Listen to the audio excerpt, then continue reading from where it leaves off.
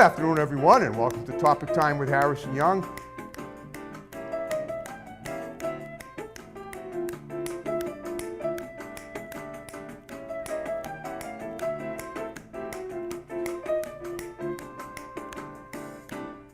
Good afternoon, everyone, and welcome to Topic Time with Harrison Young. It's hard to believe, but this is the final show in January. I don't know if they'll see it, but I'm going to wish my parents a very happy 66th wedding anniversary. I'll see them tonight in about an hour and a half. We're celebrating. It's quite a milestone. At my age, to still have both my parents is pretty amazing. But now we are concentrating on the show. We're going to Fort Lauderdale, Florida, home of spring break, which hasn't started yet, but I'm sure it'll be fun once it does. But before we get to my guest, Crishaun of Misfit Nation, got to read these last some underwriters, and then we will commence per usual. So, I want to thank Auto Country, king of the used car in Abington, #1 in the dealer ratings from Massachusetts for 2021. Building me since the beginning, great customer service from Abington. We got them. We got Comfort Upholstery in East Bridgewater. We get A1's Tire and Auto Center in Brockton. I was looking for new service writers and tax, and even if you don't know how to do it, if you know anyone that does, pass the word if you could. We got One Good Credit in Brockton. We got Fournette and Associates, attorneys at law in Brockton. We got Lynch's Towing, Auto Cycle and Truck Center in Brockton. One number for towing, one number for projects. I was looking for new scrap metal wheels, anything my pal Lynch can handle, he can do over there. We got Armor Sports in Taunton. We got Auto Town Auto Glass installed in Abington. We got John's Greenhouses and Florist Shop in Brockton. We got Eli's Auto Repair in Taunton. We got C&J Auto Body Auto Glass Towing in Stoughton. We got the Gunrunner LLC in Middleborough, the Second Amendment Freedom Store. We got Easton Fitness right in the Village Shops in Northeastern. We got the Barber Shop in Whitman. We got Doggy Boutique, all breed professional grooming for dogs and cats. Run by my great next door neighbor, W. Siddall in Brockton. We got RW Carpet and Flooring in Norton, covering floors for 50 years. And we got Joe's Diner in Taunton. And I want to thank you guys very much. And now on that note, I'll officially introduce Crishaun. Is that your full name, or what's the whole title here? It's Crishaun the Don. Crishaun the Don. Got it. Okay. The Don of Misfit Nation. Perfect. Okay, and that's definitely what we'll add in the graphics. So you have a running podcast, as do I, and I have to ask right off the bat, are we doing a simulcast with this? Well, I'm recording on my side. I originally wanted to do it live, but the technical. Okay, I understand. When you do it live, do you get you have people call in or have live guests like I often do? Or you always do? Every once in a while we have a live guest. That's actually an initiative this year for me, is to bring in more guests, hence you coming on. You were actually a highly requested guest on the Misfit Nation. Oh boy, I guess it's because I'm such a misfit. I think so. One, obviously. Okay, wow. And I'm just curious, you think you get more than 100 requests for me down there? I'd say about that. Woo, nice. I'd we love to hear in Topic Time Nation. Okay. Well, initially what would happen was we kind of, I watched you on who are these podcasts? Oh, isn't that something? Hamburger. Yep. Shout out to him. Him too. We got over 4,000 views for that show, by the way. Oh yeah, it was amazing. And there was a thing that we I don't know if Carl had the same thing, but I was like at first making fun of you, which you're a good sport about, and I listen, I love that. Yeah. And that's what makes me listen. That's why I'm the godfather of this stuff, because people can make fun of me, and I'm comedic. Some of the stuff I say is so off the wall that people have to shake their heads until they laugh. That's right. You can only shake your head so much until it turns into a giggle and then a guffaw. You know that. And then eventually it becomes, what? I kind of like this guy. There's something about him. There you go. That's it. You nailed it. You nailed it, man. You nailed it, Misfit Don there. Okay. Well. Can I ask you a question real quick? Sure. Go for it. How long have you been doing this for? Like the whole radio thing? August 10th, 2018. I'm sorry. Excuse me. I'm sorry. Check that. That's a mistake. We're not going to edit that out. I'm human. I make mistakes. Since Wednesday, August 18th, 2010. So this is my 13th year. And that's doing just this, or is that with radio and acting? All this just TV podcast. Since I started it on August 18th of 2010 at my first location in Marshfield, Mass. And you saw the podcast profile of me. They happen to have that first episode here at this TV station in Easton, Mass. I don't know if you've ever been up here to New England, but this is a quaint little town, quiet, very pretty. That little snow-covered rock sculpture you see behind me is I think it's Frothingham Park. They take pictures. There's a lot of parks and small outdoor centers around here that they take pictures of as for my backdrop. Gotcha. I'm very well incorporated with all the TV stations that I do my show at. I started it at 1. I now do it at 3 altogether, and a 4th and 1 as a backup if I need them. And I've never felt more at home doing the show with the people that I do, that help me produce it, and all the stations that I do it at. So the first station, I did it for 4 years. That first show you saw, that's like I said, they put it on the website for me a few years ago when I had my 10th anniversary in 2020. And of course, then Adam Thoreau, who was a guest here by Zoom back on, actually, ironically, on my 12th anniversary on August 18th last summer by Zoom. He was the one who thought enough of me to, with his influence, to send this stuff to Kyle, and Kyle thought enough of that to continue on and do that podcast profile of me. So that's basically, in a nutshell. Nice. So you down. finally hit it. You finally hit it big here. I'm hitting it big. Yeah. But I'm still working on it. I mean, Of course. yeah, I mean, we're still reaching out to, thousands of people. Kyle told me that his podcast reaches 20,000 people, which is pretty awesome. I mean, look, you have it in with the Kardashian family now. So I do. Yeah. That guy might have been a crackpot. He's still, it turned out that Howard Stern's You think? who wants to do the show now. And apparently he has a lot of people that follow him, whoever he is. Yeah, supposedly. In this day and age, all you got to do is say you have a famous name, and next thing you know, everybody's a paparazzi all over the place. And that's basically what I think happened with this guy. Yeah, you know what? I'm third cousin of Bob Marley. Okay. I'll just say that. You know what reminded me of the He's interview? Jamaican. Are you Jamaican too? Yes, my father is from Jamaica. He's from Clarence. Oh, that's Scottish. I'm sorry. It's Yaman, whatever they say in Jamaica. Well, there's a lot of Scottish influence. Like if you listen to Scottish accents and Jamaican accents, there's a lot of similarities. I just got that. Okay. Yeah. All right. Well, Crishaun, what we're going to do, like what I do with every guest, officially now that the fun is out of the way, and we'll keep it fun. Don't worry about that. But I like to profile the people, as you know. Yeah. So tell me about yourself. You look like a hipped up guy from just a free spirit and a terrific type of person I love to interview because, we don't have to get too serious, but tell me about yourself. Your history going back to your childhood. How'd you get into this line? What did you aspire to? All that stuff. You know the questions I ask. Well, the question you have. Yeah, I got you. Well, to be honest, this wasn't even my first, passion doing podcasting. Mine either. So that's why I want to find out. Yeah. I originally was a musician. Okay. I was doing hip hop music, dance hall, reggae. I was producing. I was doing everything. And more or less the business aspect of it got really political. I know you don't get too political on the show, so I won't either. But you can do it if you want. I just never do.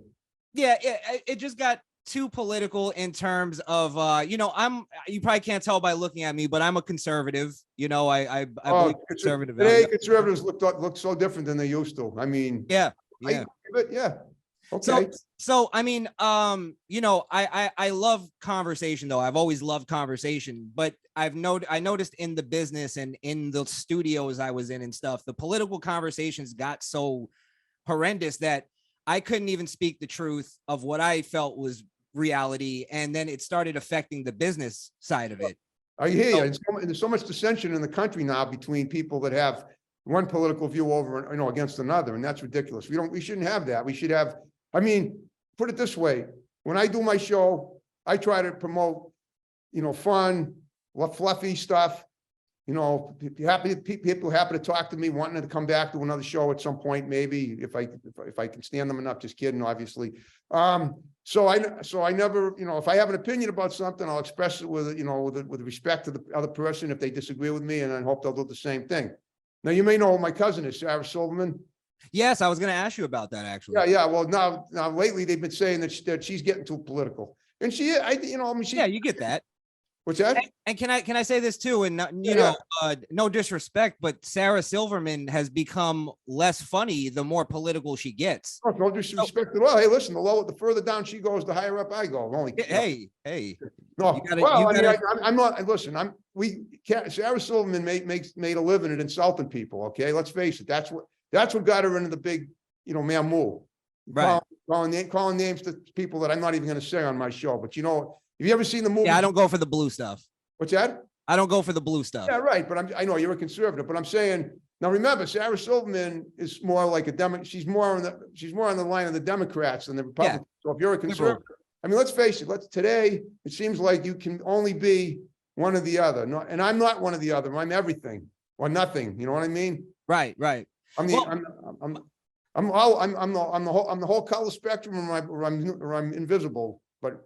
right, and that's my thing is I love having conversations, and but I don't think like we necessarily have to force our values onto each other. That like the That's right. great thing about America is that we can all sit down and have a conversation, and it could be outlandish, it could be insulting if you want, but Right. we could still do that. We could, Yeah, you can be insulting, you can be sexual, you can, I mean, please. let's face it, nowadays, one thing I've noticed, I mean, it seems like the United States of America, based on the media, the TV programs you see, I hate to say it, the one thing I really have to express an opinion on is that, and I'm going to say it, and you can, it's tough to say because it's kind of a sad fact, but I think that the United States media, or the media around the country and the world, seems to thrive on sadism. In the United States, the people, the citizens of the United States seem to eat it up. I mean, look at the most popular, highest rated TV shows: Dateline, Forensic Files, all about murder victims. Every day they're on. Take it even further. Look at all the reality TV garbage. That's what they are. I mean, they're all reality TV. Yeah. That's what it is. It used to be just crime shows on TV with, with TV stars that pretended to be cops and, and bad guys. Now they show everything. The real now we're watching like, Kim Kardashian have a mimosa, and it's like, that's entertainment now to people. Well, it is, but you know something, compared to murders and stuff, at least it's not sadistic. I'd rather see something, at least it's fluffy. You know what I mean? I guess so. But I mean, this is where I come from as far as the creative side, is that it all is starting to affect the creativity of artists and people, like for me, I just kind of lost motivation for the music. So partially that was it too, because when you intertwine business with creativity, it kind of destroys it. Okay, so you're talking about when you were doing rap, you lost the passion for the rap and you decided to do this instead. Well, yeah, I eventually was like, all right, I kind of have a little bit of a gift for gab here, and I have some views and opinions, and it actually turned out that people wanted to hear them. So, I'm coming up on 5,000 subscribers. Sweet. On YouTube. So it's fun, isn't it, to have those kind of numbers? Yeah, it's great to like have something that you can go, okay, I made this and people want it now. Like it gives me the same feel that I got when I did music. Right. So, well, that's right. I did music too. I played the piano for 7 years when I was a kid, and everybody thought I was so talented. I took lessons. I memorized sheet music, but the only problem is that I felt I made too many mistakes. I couldn't practice the piano without school. My family was like, we had a double-edged sword going on. They wanted me to practice because my father was paying my piano teacher $5 a week for lessons, which in those days, the 60s and early 70s, was a lot of money. Well, not a lot of money, but he wanted to get his money's worth. So yeah. Sometimes I'd practice, sometimes I wouldn't. But on days when I actually felt like doing it, it would be a conflict for them because they'd either be sleeping or doing something else, watching something on TV. And they'd say, you can't do it now, you're gonna have to do it at another time. So everything kind of, it kind of like the two forces were running against each other. And between that and the fact that I fell behind 3 years in my musical studies from, when I started in first grade, I was in the first grade program in the musical texts that my teacher was giving me. By the time I got into 8th grade, I was only in the 5th grade. So I fell back behind 3 years. And at that point, I just said, everybody was saying I was so good. I just was ashamed to just say, I don't want to do it anymore. But one day, the piano teacher showed up. I was hiding in the paint closet and I said, this is it. He goes, does this mean you really don't want to take lessons? And I go, yes, I'm sorry. But, it was kind of a sad day, but a happy one. I felt free at last, as MLK would have said. Yeah, you felt like you didn't have to, you weren't binded by something. Is that how you can't? Because I wanted to ask you, how did you come up with that snap intro?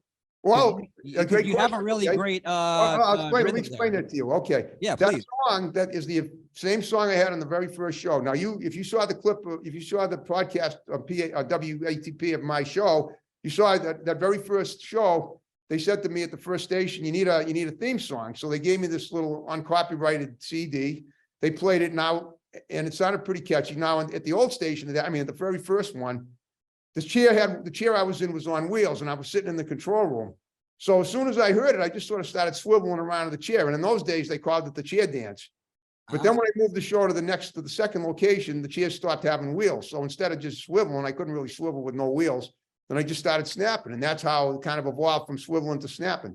So what do you think of that? It's a pretty good story, right? Yeah. Things just kind of evolve. Evolution is always fun. It's not just apes to people. It's swivels to snaps. Exactly. Yeah, Exactly. yeah, It's like neurons to atoms. exactly. You know what I mean, And then Eves, yeah, apples there's to Eves, oranges. Adam's Eves. Hey, We yeah. That's it's sometimes that's can play around with this logarithm all day if you want. That's fine. yeah. All right. That's Well, so tell me about this podcast you have. It's pretty cool. How many? You say you get 5,000 followers. You do this 5 days a week, or more, or less, or what? When do you do it? And tell me about how who you reach out to and the success of that, and we'll take it from there. Go ahead. well, I actually did well, I get the I'm sorry, the like getting the 5,000 is cool, but then it's like every time I get somewhere, I'm like, all right, now I want to go to the next thing. My next thing is now 10,000. You know what I Right. mean? So I don't ever like really sit there and celebrate something like that. But yeah, I I know. I enjoy the milestone there. But you want bigger ones. I understand. I get it. That's how Yeah. I feel too. Yeah, exactly. You're gonna be there soon. Trust me. You'll probably surpass me very soon. But I set out to make a show to go with the idea of like where we don't have a lot of places where people can speak honestly. Yep. So I set out to make a show where people can speak honestly, and even be really the thing was having the margin of error to be wrong, because people can't be wrong anymore without getting in trouble or getting Right. canceled or anything like that. So I like to have a place much like you where you could come here, say what you think, and maybe you're wrong, maybe you're right, but you get to say it without getting in trouble. Let's Right. put it that way. The host doesn't, command you to be quiet. Don't say that. Like, I don't like that kind of stuff. So I would never do that with a person. Well, so just the other thing is, when I started Topic Time, I had no guests right away. What I would do with during the first few weeks and months was I'd bring in the periodicals of the week and read them out loud, and we were going live so people could call in and talk to me. But this was from summer of 2010 on into 2011, and that's when I started reaching out on Facebook to the world, literally, to get them on as guests. And so I literally changed the format in a few short months for talking about the news, which is, as we know, often depressing. And I didn't get too many calls. I got a few, and they were wonderful.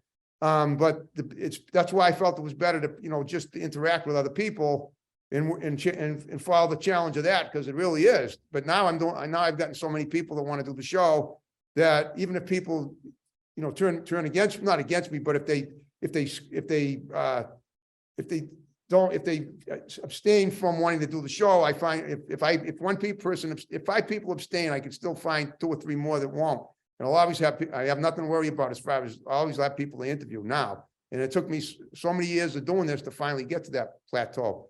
yeah, So, I mean, it's kind of like I always hear you say that you don't bust chops. that's right. And I'm a person who likes to bust chops, but with that, I let people bust my chops too. Like, Oh yeah, yeah. No, I mean, I don't mind being silly. I mean, there's nothing wrong. Listen, when we talk about busting chops, my definition of that is to knock somebody bad, And if you do it in a funny way, it's not the same thing. It's not bad. I don't think it is. Yeah, you're going for a laugh. It's true. And if the people in the media, if you say something about a celebrity that that might sound demeaning to them, that's the downside of being famous. You have to expect people to hate you. Possibly it can happen. Sometimes I think we're too cynical. So like, it's like a lot of people wanted to get on you about the Kardashian thing, where they're like, he's obviously lying. And it's like, but it's almost like, do you know Art Bell? Do you remember Art Bell? Yes. And it's almost like he would have like these people come on and say, I was inside Area 51 and blah, blah, blah. And he would let them talk. And it was so entertaining, just treating it like it was real. Plus, if I contradict the guy, or if I say something that sounds too raunchy, that might cut below the belt to him or her, whoever the guest is. I could lose the interview. I don't want to do that ever. And then he exits stage right. Yeah. Exactly. So speaking of that, now, do you take phone calls? Do you have guests or both, or you just talk by yourself? I take phone calls here and there. We've had problems with our phone system. It's a new thing that we're doing. So Yeah, we've taken phone calls before. You know, I get into a lot of political debates. We get into a lot of debates about, you know, things like racism, Yep. societal issues, you know, sexism. I'm actually a sexist. I'm a proud sexist. I believe sexism is How do you define yourself as a sexist? What makes you a sexist? I don't because even know what that word means. I'll be honest. I know is means is to be something too, but I don't know what a sexist is.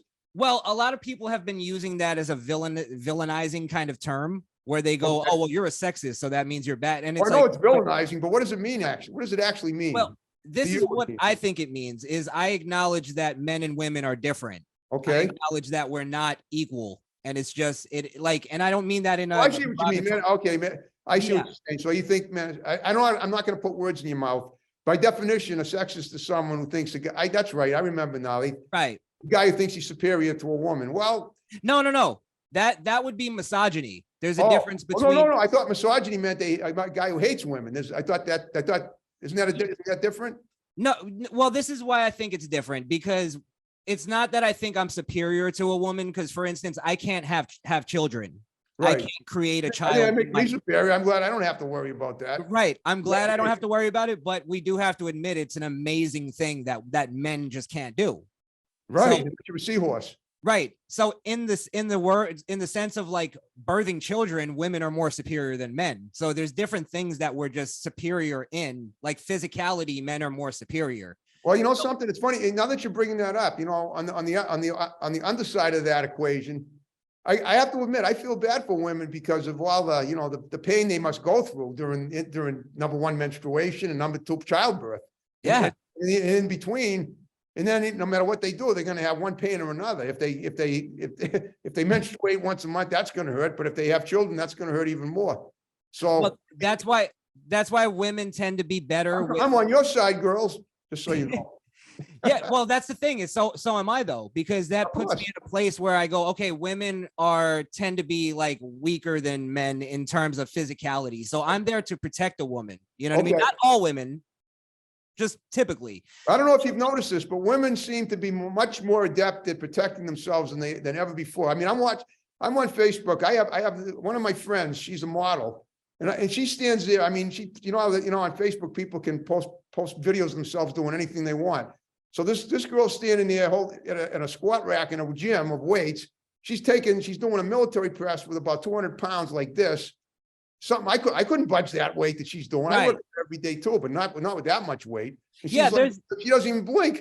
I think there's- women are a lot tougher now than they used to be. I think women have evolved, and it's interesting. I did an interview a couple of months ago at one of my other locations with this girl named Mackenzie Quinn, who plays football on the Brockton High on the Brockton High team in Massachusetts. That's my school, my high school. That's where I live, Brockton, Mass. And she got a story done on her by a Boston TV station because she scored a touchdown in a game. Now, when I talked to her, I pointed out that she was the first girl in 125 years of the program to do that in our city. But now you look around, you see girls doing all kinds of male sports where it was like 30 or 40 years ago when I was in high school. The idea of that was like totally off the wall.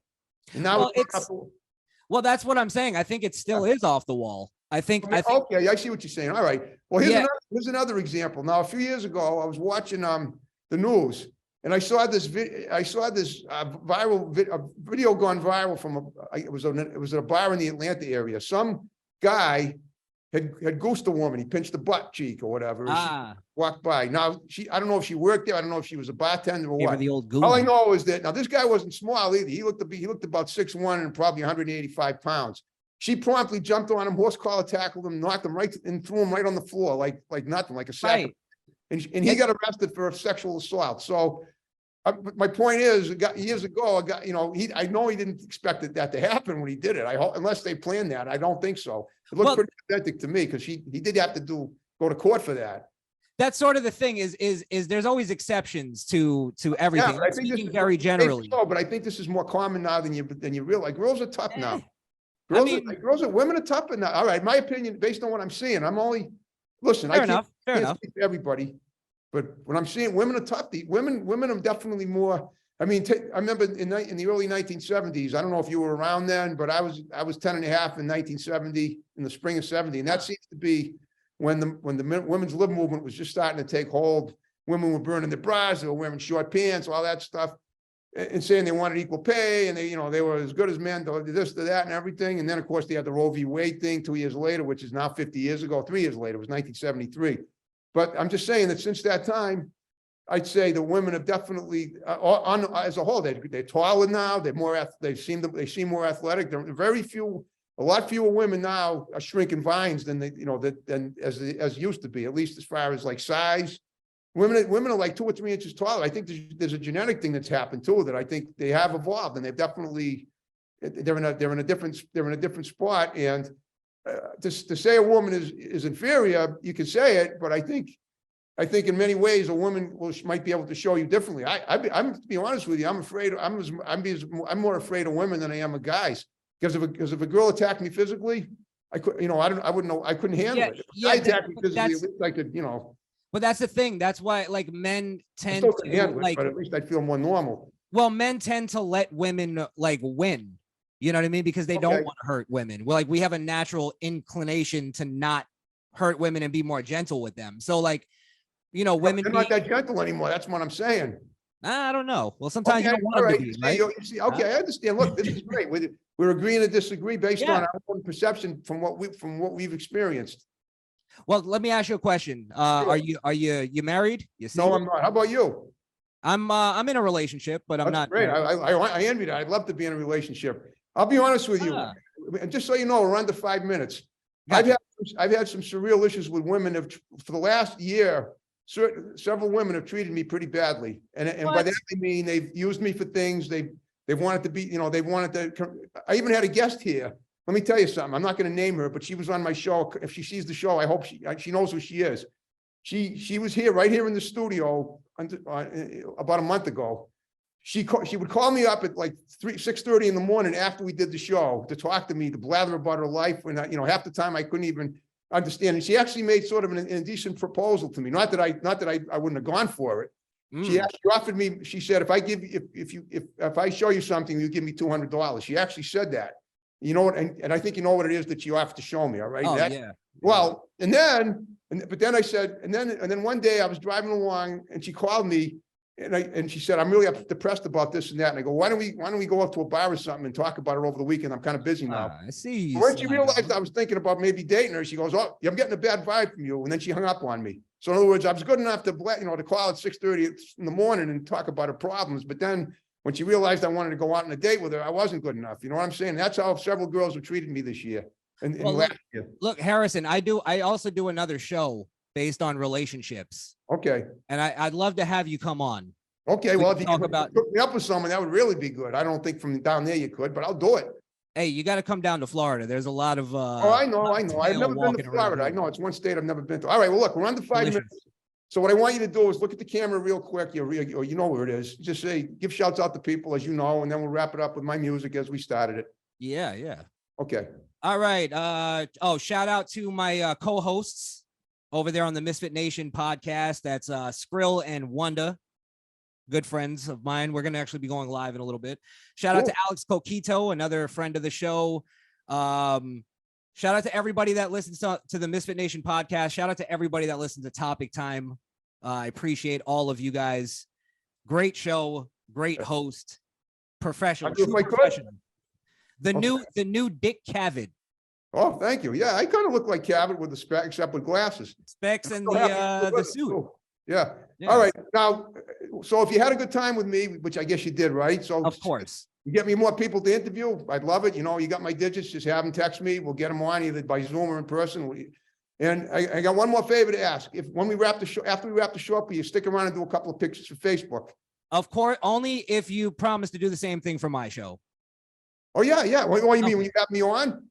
Well, no, I mean, I want to take pictures of me. Sure, no problem. I want you to do a little drop for me, like a little. I can do that. Yeah. As long as it's not my drawer. I was only kidding. Hey. So I have to throw that one in. All right, we're gonna wrap the show up and then we'll hang around for pictures.